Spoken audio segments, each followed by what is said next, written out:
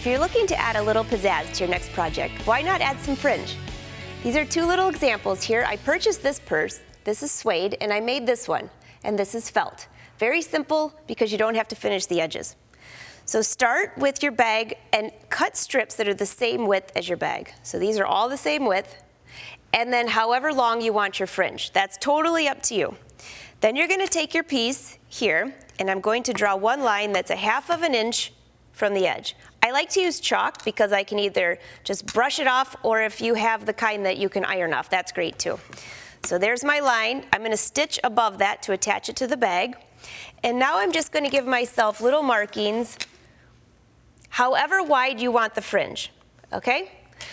And it's really simple with these rulers. You can see through and chalk. See through and chalk. Very, very easy.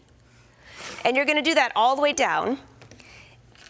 And then you have two choices. You can use a rotary cutter, but that gets a little tricky because it has to get right to the edge.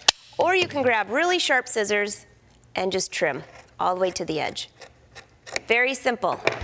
And then you just attach them to the bag, wherever width you want. You're going to do one row of top stitching, and that's how easy it is to add fringe.